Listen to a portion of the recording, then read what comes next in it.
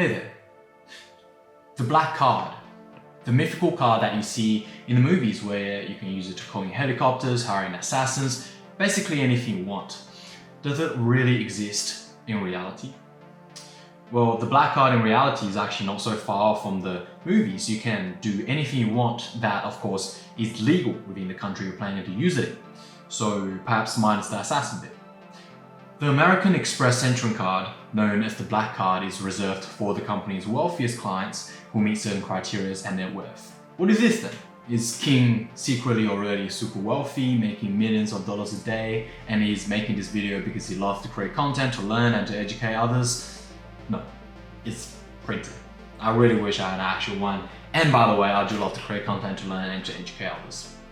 The actual Centurion card is minted out of anodized titanium. It is laser engraved and accented with stainless steel. And told me about this one being a fakie. How can we get our hands on a real one? Well, normal banks love it when you sign up for almost every other credit cards out there. I'd question whether you'd be able to get your hands on a Centurion card even if you had a truckload of cash with you.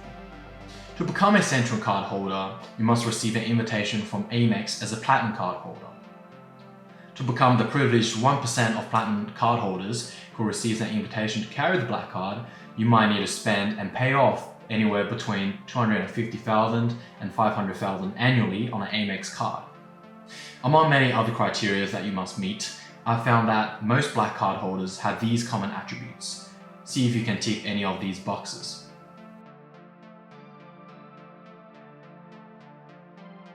Even though the annual fee of carrying a black card is $5,000 compared to a platinum card of $695, it is honestly a profitable investment to those who are already in such position. Not only is it because $5,000 annual fee is a drop in the ocean for these card holders, but currently you can't find another provider having an equally prestige and perks of a service. Apart from the standard services such as a dedicated concierge or travel agent, first class flights and hotel suite upgrades, you now belong to an exclusive global club. You gain exclusive access to events around the world, from fashion weeks to private musical concerts, priority bookings at world-renowned restaurants, and the luxury of bypassing lines at airports, galleries, and even popular nightlife venues. What would you do if you carried one of these cards? That might be a tough one to answer right now on the spot, so I will get back to you at the end of the video, but try to keep this question in the back of your mind. Personally, I would actually love to have a 3-course cereal meal made by Gordon Ramsay and have it with Ted from Ted while riding a llama. I know, that's very ridiculous, but that actually might be possible considering the ridiculous things that have been done in the past with the Amex Centurion card. There's the case where cardholders stayed at a hotel room with malfunctioning aircon and for mosquitoes. When the cardholder told the reception, they said they couldn't do anything about it. So the cardholder contacted the concierge, and 10 minutes later, the staff of the hotel kicked a young couple on their honeymoon out of their room and made that the cardholder's new room. There's the case, you've probably heard of this one, where another cardholder wanted sand from the Dead Sea for their children's school project. Well, they got their wishes. Since the Centurion card has no spending limit, you could purchase anything on this planet that has a price tag to it. For example, in an auction hosted by Sotheby's in 2014 Hong Kong, the Chinese billionaire investor and art collector Liu Yiqian had his eyes on a rare Ming Dynasty porcelain cup. And without hesitation, he whipped out his black card and bought the small chicken cup for $36.3 million US. Later on, with the appearance of the same black card in the hand of the same person, the painting Nu Couche by the Italian artist Amedeo Modigliani was sold at Christie's auction in New York for $170.4 million. And so, with this sleek obsidian black card symbolizing unmatched prestige, what is the background and history of the card provider? American Express. Founded in 1850 and a part of the Fortune 500s, the American Multinational Financial Service Provider Corporation, with its headquarters in New York City, is the world's leading independent credit card company.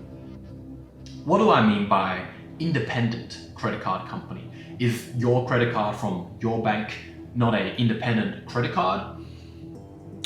No, they're not. We need to talk about the credit card network. You see, Visa or MasterCard and many others are payment networks and partners up with your bank to issue the card that's in your wallet. A payment network is like a communication channel or a standard governing body for all banks around the world to do transactions with each other. When I first learned about the credit card network, they seemed like an additional layer between the banks and the merchants and us consumers, like a middleman almost. Why can't the banks just authorize payments directly between each other? Why can't my bank just send my money from my account to your account of your bank and turn it into your money? Well, there are many reasons. And not only does having a unified system or standard of transaction make the transactional process smoother between banks around the world, the most important one is perhaps it is cheaper for the banks. Economies of scale. It is the economic term used when a company produces more of something, the cost of making each individual thing goes down. Credit card networks invest heavily in security protocols and standards such as EMV and PCI DSS. As of 2023, there are 10,080 global commercial banks. If you were a merchant without a centralized network, you would have to establish a relationship with each of these 10,080 individual banks. Otherwise, you may not be able to accept or process the payment from customers whose banks you have not established a relationship with.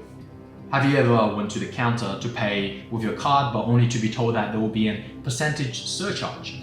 It is actually not because the store wants to avoid paying their taxes, but because of the additional fee from the merchant's card issuing bank and the card network. So if you pay by card, you are basically getting screwed three ways: by your bank, by the merchant's bank, and by the card network. That's why they say cash is king. American Express operates both as a card issuer and a payment network. So they have almost completed the truly self-sufficient banking cycle, from the customers to issuing the cards to running the card network. The only way up from here is becoming the Central Reserve Bank and print unlimited money. Yes, you're right, money isn't real. We will almost definitely look into this in another video. But for now, greed and fear. 1963, the Amex Standard Oil scandal almost completely destroyed the company. Amex lost $180 million, which is the equivalent of $1.72 billion today overnight.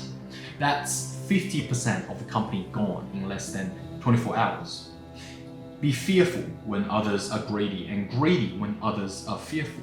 While Amex stockholders panicked in the wake of the scandal and sold all of their stocks for less than 30% of the original price, Warren Buffett decided to buy. Big buy. And that kind of saved Amex. They might as well call this guy Jesus, the way he'd be purifying all their sins. Today, through Berkshire Hathaway, Buffett's stake in American Express has grown to over 15%, making him one of the largest stakeholders of the company. Would you be the vulture, like Buffett himself, with your eyes bright, gleaming with avarice while others tremble in despair? And perhaps a more important question I said I will come back to is, what would you do if you had one of these cards? Would you spend it lavishly, enjoying life to the fullest, materialistically? You see, while the rich, especially the first-gen wealthy people, they deserve their wealth, maybe if the effort and risk-taking paying off, consider the possibility of using the card to build a room for the homeless instead of kicking out a young couple on the honeymoon. Consider the possibility of using the card to reclaim the desert instead of flying a helicopter to the Dead Sea to retrieve a handful of sand for a school project. We can use our privileges however we want for any ridiculous reason. Most of the time we probably deserve them anyways. But just consider the possibility of using those privileges to turn the world into a better place. And as always, thanks for watching.